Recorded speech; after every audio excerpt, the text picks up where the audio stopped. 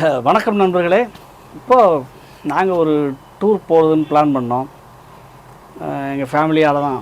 ஃபேமிலியாக போகிறதுங்கிறது வழக்கமாக போட்டிங் போகிறோம், ஹில்ஸ் பிரதேசத்தை பார்க்குறோம், மற்ற சாப்பிட்றோம், நல்லா டான்ஸ் ஆடுறோம், குத்தடிக்கிறோம். அதாவது வெக்கேஷனை என்ஜாய் பண்ணுறோங்கிற மாதிரியான பிளான் தான் இது. நான் அப்படியே போயிட்டே இருந்தோம். நாங்கள் கேரளா வயநாடுக்கு தான் போகிறதுன்னு பிளான் பண்ணி கேரளா வயநாடு மலை மேலே ஏறினோம். இந்த அடிவாரத்துலேருந்து கிட்டத்தட்ட ஒரு 1.25 மணி நேரம் அது ட்ராவல் ஆகுது. அந்த அடிவாரத்துலேருந்து மேலே போகும்போதே பார்த்திங்கன்னா பனி மலைகள் எல்லாம் வந்து அப்படியே இதில் கொட்டி வச்சுருக்க மாதிரி இருந்துச்சு. மலை மேலே மேகங்கள் அப்படியே கடல் மாதிரி கடந்தது. அது அப்படியே பாஸ் பண்ணிகிட்டு இருந்ததும் நல்ல எக்ஸ்பீரியன்ஸாக இருந்துச்சு. ஆனால் எனக்கு ஒரு விஷயம் ரொம்ப கொஞ்சம் த்ரில்லிங்காக இருந்துச்சு. நம்ம வந்து இயற்கையாகவே எதையாவது செய்திகள், புதிய செய்திகளாக இருந்தால் போடலாம் அப்படிங்கிற நோக்கத்தோடு நம்ம தேடிக்கிட்டு இருக்கும்போது பார்த்திங்கன்னா ஒரு குகை இருந்துச்சு அப்படின்னு சொன்னாங்க. அந்த குகை பார்த்திங்கன்னு சொன்னால் எடக்கல் குகை, எடக்கல் கேவ் அப்படிங்கிறது ஏதோ ஒரு வரலாற்று சிறப்பு மிக்கது அப்படிங்கிற மாதிரி சொன்னோன்னே எனக்கு கொஞ்சம் ஆர்வம் தொத்திக்கிச்சு. அது ஏறதுக்கே ஒரு இப்படி ஸ்லோப்பில் ஒரு கிட்டத்தட்ட 1 கிலோமீட்டருக்கு மேலே நடக்கணும். அது 1 கிலோமீட்டர் நடக்கிறதே பெரிய விஷயமா இருந்துச்சு. சரி, 1 கிலோமீட்டர் தூரம் நடந்த பிறகு இதில் என்ன தான் இருக்குது பார்த்துருவோன்னு சொல்லிவிட்டு அதுக்கப்புறம் அந்த பக்கம் 350 படிக்கட்டு போகணும் அப்படின்னு சொன்னாங்க. அந்த படிகளில் ஏறி அங்கே போய் பார்த்து என்ன இருக்குது அப்படின்னு பார்த்துடலான்னு சொல்லிட்டு நண்பர்களோடு போனோம். போகிற வழியிலேயே பார்த்திங்கன்னா அங்கே இந்த மூங்கில் அரிசி பாயாசம்னு விற்கிறாங்க. அது அந்த மாதிரியான புதுசாக சில விஷயங்கள் வித்தியாசமாக என்ன இருக்குதுன்னு சொல்லி ட்ரை பண்ணோம்.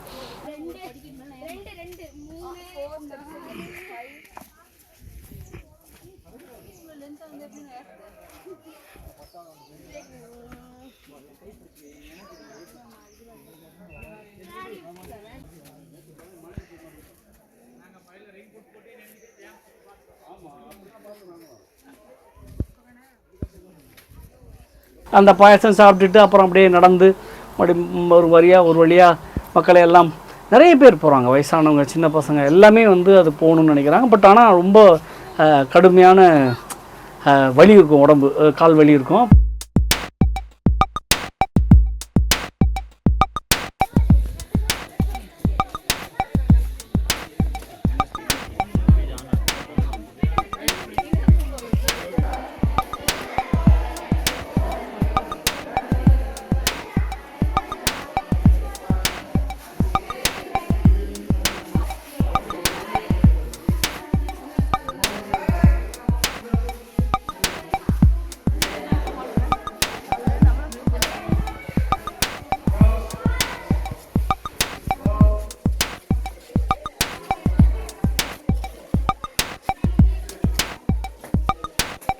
ஏறி மேலே போய் பார்த்தா அங்கே 2 மலைகள் இருக்குது. அந்த 2 மலைகளுக்குள் இடையில் ஒரு கல் வந்து அப்படியே மாட்டிக்கிட்ட மாதிரி இருக்குது. அந்த மாட்டிக்கிட்டு இருக்கக்கூடிய கல் தான், அதுக்காக தான் இடை கல் அப்படின்னு சொல்லி ஒரு பேர் வந்துச்சுன்னு சொல்கிறாங்க. ஒரு குகை. அப்போது அன்றைக்கு வண்டி போக முடியாத, பஸ்ஸு கார் வசதி இல்லாத ஒரு 6000 வருடம்னு சொல்கிறாங்க. ஆல்மோஸ்ட் 1000 வருஷத்துக்கு முந்தையதாவது இருக்கும்னு எங்களுடைய கணிப்பு. அங்கே வாழ்ந்தவர்கள் பல வரி வடிவங்களையும் குகை மனிதர்களுடைய ஓவியங்களையும் அதில் செதுக்கி வச்சுருக்காங்க. இதெல்லாம் பார்த்திங்கன்னு சொன்னால் ஒரு 1500 வருஷத்துக்கு முன்னதாக வாழ்ந்த மனிதர்களுடைய அடையாளங்கள் அங்கே இருக்குது அப்படிங்கிறது தான். போக்குவரத்து இல்லாத காலத்தில் யார் வாழ்ந்திருப்பா? ஆதிவாசிகளாக தான் இருந்திருக்க முடியும். இல்லை என்றால் அரசர்களுடைய தண்டனைக்கு தப்பி தலைமறைவானவர்கள் அந்த குகைகளில் இருந்ததாக இருக்கவும் வாய்ப்பு இருக்குது அப்படின்னு சொல்லி ஆய்வாளர்கள் சொல்கிறாங்க. இப்போ நம்ம இந்த மாதிரியான ஒரு ட்ராவல்ஸ் வந்து எங்களுக்கு ட்ராவல் வந்து ஒரு ஆர்வம் தொத்திக்கிட்டதுனால அதெல்லாம் போய் பார்த்து எல்லாத்தையும் நம்ம வந்து கவர் பண்ணிட்டு வந்தோம்.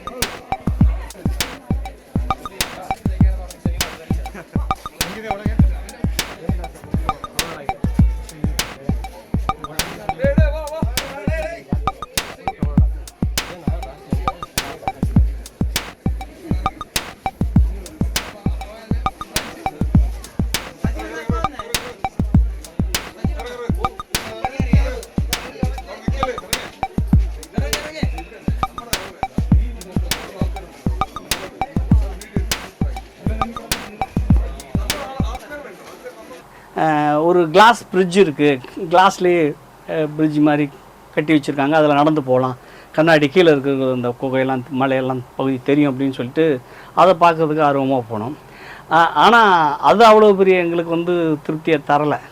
அதுக்காக நாங்கள் ஒரு 7 கிலோமீட்ரு ஜீப்பில் பயணம் பண்ணோம் பாருங்கள். அதுதான் எங்களுக்கு பயங்கர எக்ஸைட்மெண்ட்டாக இருந்துச்சு. அது என்னென்னா, ஜீப் தான், அங்கே 210 ஜீப் ஓடுதான். அந்த ஜீப்பில் ஒரு ட்ரிப்புக்கு 1200 கட்டணம் வாங்குகிறாங்க. ஆனால் அந்த ட்ரிப்பில் இருந்து போகிறதும் வர்றதும் தான் அதில் ஒரு பெரிய சாகசமாக இருந்தது. அவ்வளவு கூழாங்கற்களை, பெரிய பெரிய பாறைகளை அப்படியே போட்டு வச்சுருக்காங்க, அது மேலே ஏறி போகுது. டிரைவர்ஸ் எல்லாம் டபுள் இன்ஜின் மகேந்திரா ஜீப்புங்கிறதுனால அது ஒரு வழியாக அவங்க அவ்வளோ நுணுக்கமாக ஓட்டுறாங்க. கரணம் தப்புனா மரணங்கிற அளவு கொஞ்சத்தில் அப்படியே பல்ட்டி அடிச்சிடும். அந்த மாதிரியான ஒரு பயணம் அது. சின்ன பசங்க நல்லா என்ஜாய் பண்ணாங்க, அதுதான் அது ஒரு பெரிய விஷயம். அப்படியான ஒரு பயணத்தை பார்த்துட்டு வந்த அனுபவத்தை உங்களோட ஷேர் பண்ணிக்கிறது வழக்கமாக.